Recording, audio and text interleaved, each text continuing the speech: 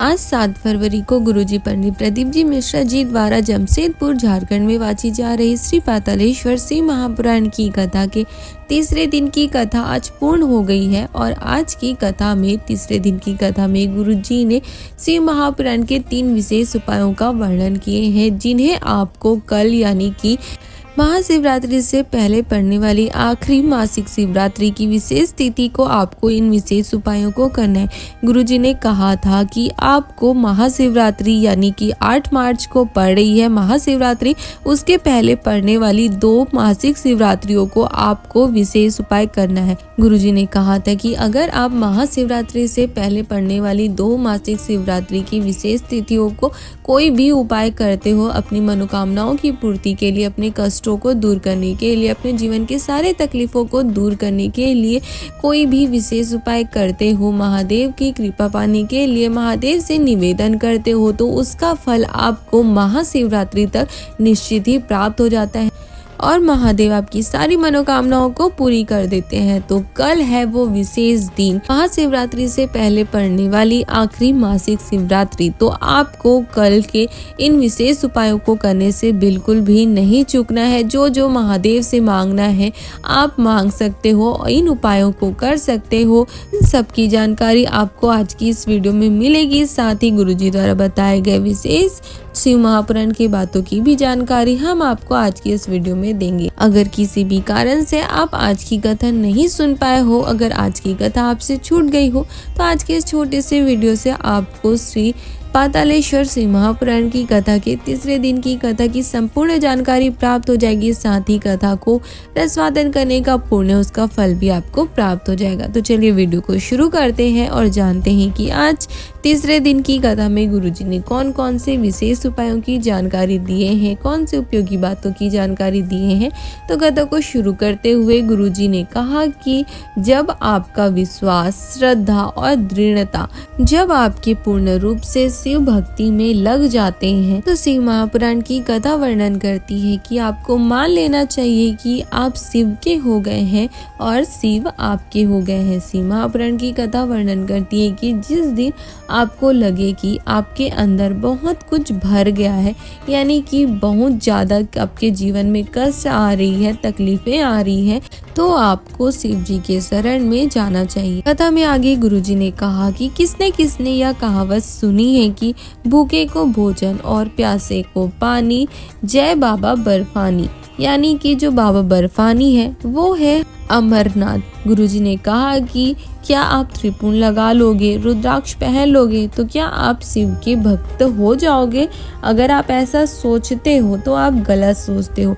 शिव महापुराण की कथा वर्णन करती है कि त्रिपुण लगाने से या रुद्राक्ष पहन लेने से कोई भी शिव भक्त नहीं हो सकता, कोई भी भोलेनाथ का भक्त नहीं बन सकता है। गुरुजी ने कहा कि केवल परामर्थ का कार्य करने वाला, भूखे को भोजन कराने वाला, प्यासे को पानी पिलाने वाला, जरूरतमंद को उसकी जरूरत की चीजें प्रदान करने वाला, किसी के चेहरे पर मुस्कुराहट लाने वाला ही शिव जी का असली भक्त होता है। यही शिव जी के भक्त होने की असली निशानी है। जिसके अंदर करुणा, दया का भाव होता है, वो ही असली शिव भक्त हो सकता है। कथा में आगे गुरुजी ने कहा कि जब आप डॉक्टर के पास जाते हो, तो जैसे डॉक्टर आपके हाथ को पकड़कर जान जाते हैं कि आपको क्या क्या बीमारी है, क्या कष्ट है, वैसे ही आपके मात्र 1 लोटा जल लेकर शिव जी के मंदिर जाकर शिव जी को समर्पित करने से महादेव जान जाते हैं कि आपको क्या दुख है, आपको क्या तकलीफ है, आपके जीवन में क्या कष्ट आ रही है। गुरुजी ने कहा कि इसलिए शिव महापुराण की कथा वर्णन करती है कि जब भी आप शिव जी के मंदिर 1 लोटा जल लेकर जाओ, तो आपको अपने घर से ही जल लेकर जाना चाहिए, ताकि महादेव तक आपकी समस्याओं के साथ साथ, आपके कष्टों के साथ साथ, आपके घर के, आपके परिवार के लोगों का कष्ट, उनकी तकलीफें भी महादेव तक पहुंच सके और महादेव सबका कल्याण कर दे।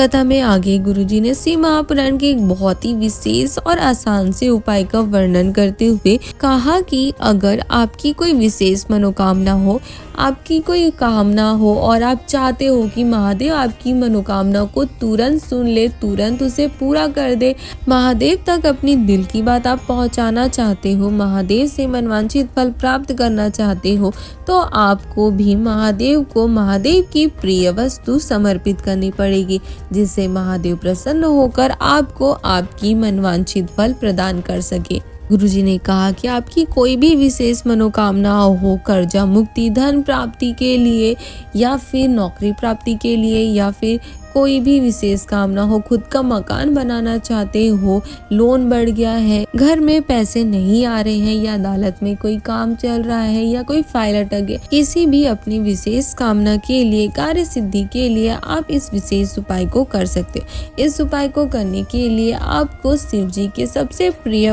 पुष्प यानी कि पारिजात के पुष्प की जो डंडी होती है उसके केसर से आपको चंदन बना लेना है और फिर उस चंदन को लेकर आपको शिव जी के मंदिर पहुंचकर शिव जी का स्मरण करते हुए अपनी उस कामना का, कार्य सिद्धि का स्मरण करते हुए आपको शिव जी के शिवलिंग पर उस चंदन को लगा देना है। मात्र पारिजात के पुष्प की डंडी के चंदन से लगाया गया एक छोटा सा चंदन की बिंदी भी आपकी सारी कामनाओं को सिद्ध कर देता है, आपकी सारी मनोकामनाओं को पूरी कर देता है। गुरुजी ने कहा है कि अगर आप मासिक शिवरात्रि की इस विशेष तिथि को, इस विशेष उपाय को करते हो, मात्र पारिजात की पुष्प की डंडी की चंदन की एक बिंदी भी अगर आप शिव जी के शिवलिंग पर लगा देते हो तो इतने मात्र से आपके जीवन के सारे रोग, दोष, कष्ट मिट जाते हैं और आपकी सारी मनोकामनाएं पूर्ण हो जाती है और आपके सारे कार्य सिद्ध हो जाते हैं। बहुत ही विशेष और आसान सा उपाय है। अब आपको पारिजात की पुष्प कैसी दिखती है ये आप वीडियो में देखकर जान सकते हैं कि कैसी दिखती है। पारिजात की पुष्प की जो पत्ती होती है, जो पंखुड़ी होती है, वो सफ़ेद कलर की होती है और उसकी जो डंडी होती है वो नारंगी कलर की होती है, ऑरेंज कलर की होती है और उसी डंडी से ही आपको चंदन बनाकर तैयार कर लेना है और इस विशेष उपाय को करना है।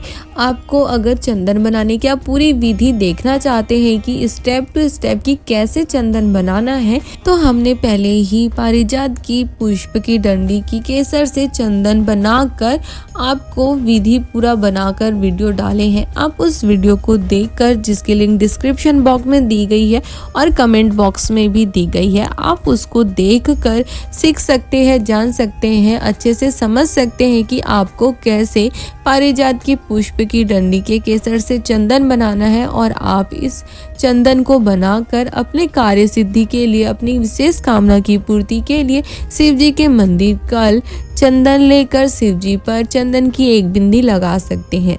बहुत ही विशेष और आसान सा उपाय है जो सभी को करना है। कथा में आगे गुरुजी ने एक और बहुत ही विशेष और नया शिव महापुराण का उपाय बताया है। गुरुजी ने कहा कि इस उपाय को गर्भवती नारी को करना है जिसे डॉक्टर ने यह कह दिया हो कि पेट में जो बच्चा है वो स्वस्थ नहीं है या कोई छेद हो गई है या फिर वो बच्चा में थोड़ा कोई कमी है, तो आपको इस विशेष उपाय को करना है। शिव महापुराण के इस विशेष उपाय को करने के लिए मात्र आपको 108 चावल के दाने लेना है और एक सफेद कपड़ा। आप घर में भी इस उपाय को कर सकते हो। आपको उस सफेद कपड़े में 108 चावल के दाने को एक एक कर रखना है और रखते हुए आपको नमः शिवाय, शिव जी के पंचाक्षर मंत्र नमः शिवाय का स्मरण करते रहना है। यानी कि आप जब एक सफेद कपड़े में 108 चावल के दाने रखी तो आपको 108 बार नमः शिवाय मंत्र का स्मरण करना है। आपको सिर्फ पंचाक्षर मंत्र का ही स्मरण करना है, यानी कि नमः शिवाय मंत्र का ही स्मरण करना है। 108 चावल रखते हुए आपको 108 बार नमः शिवाय मंत्र का स्मरण करना है। फिर जब आपको समय मिले, एक दिन में, 2 दिन में, जब भी आपको समय मिले, आपको शिव जी के मंदिर जाकर उस 108 चावल के दाने को शिव जी के शिवलिंग के ऊपर समर्पित कर देना है। और आप चाहो तो आप कपड़ा भी वहीं मंदिर में समर्पित करके आ सकते हैं, छोड़कर आ सकते हैं। गुरुजी ने कहा कि फिर आप 3 से 4 दिन बाद फिर से चेकअप करा के देख लेना, रिपोर्ट में बच्चा पूरा स्वस्थ आएगा। गुरुजी ने कहा कि अगर आप एक बार उपाय करते हो और अगर बाबा आपकी नहीं सुनते हैं तो आप इस उपाय को दोबारा भी कर सकते हैं। बहुत ही आसान सा उपाय है। अगर डॉक्टर ने आपको ऐसा कह दिया है तो आप कल इस विशेष उपाय को अवश्य करें। शिव महापुराण का एक और विशेष उपाय जो गुरुजी ने अपनी पिछली कथा में बताए थे, गुरुजी ने कहा है कि यह उपाय आपको सिर्फ और सिर्फ मासिक शिवरात्रि के दिन ही करना है। यानी कि आपको कल इस विशेष महाशिवरात्रि के पहले पड़ रही आखिरी मासिक शिवरात्रि की विशेष तिथि को अपने जीवन से धन की, संपदा की सारी कमियों को दूर करने के लिए, अपने जीवन में धन का भंडार भरने के लिए, अपने जीवन से गरीबी को दूर करने के लिए आपको इस विशेष उपाय को करना है। बहुत ही आसान सा उपाय है। इस उपाय को करने के लिए आपको मात्र शमी पेड़ के नीचे जाकर एक दीपक लगाना है। आपको यह दीपक घी का दिया लगाना है और उस घी के दिया में आपको एक लौंग और एक काली मिर्च डाल देना है। एक लौंग और काली मिर्च डालकर आपको एक घी का दीपक तुमरुका जी का स्मरण करते हुए, तुमरुका जी का नाम लेते हुए आपको शमी पेड़ के नीचे प्रदोष काल के समय में मासिक शिवरात्रि की विशेष तिथि को इस उपाय को करना है। गुरुजी ने कहा कि शिव महापुराण की कथा वर्णन करती है कि जो भी मासिक शिवरात्रि की इस विशेष तिथि को, इस विशेष उपाय को करता है, उसके जीवन में कभी भी धन संपदा की कमी नहीं आती है। उसे कभी भी अपने जीवन में दोबारा गरीबी देखने को नहीं मिलती है, कभी भी धन के लिए तरसना नहीं पड़ता है। स्वयं माता लक्ष्मी उनके घर में वास करती है। बहुत ही आसान सा उपाय है जो सभी को करना ही है। तो ये थी गुरुजी द्वारा बताए गए शिव महापुराण के सारे विशेष उपायों और उपयोगी बातों की जानकारी। अगर आपको आज की कथा की ये सारी जानकारी अच्छी लगी हो तो आप हमारे वीडियो को लाइक कर सकते हो और अपने परिवार वालों के साथ या अन्य शिव भक्तों के साथ इसे शेयर भी कर सकते हो, ताकि उन्हें भी गुरुजी द्वारा बताए गए शिव महापुराण के इन सारे विशेष उपायों, उपयोगी उपायों की जानकारी प्राप्त हो सके और वो भी इसे करके महादेव का आशीर्वाद प्राप्त कर अपने जीवन के सारे दुखों को, कष्टों को दूर कर अपने जीवन में आनंद और सुख की प्राप्ति कर सके। हर हर महादेव।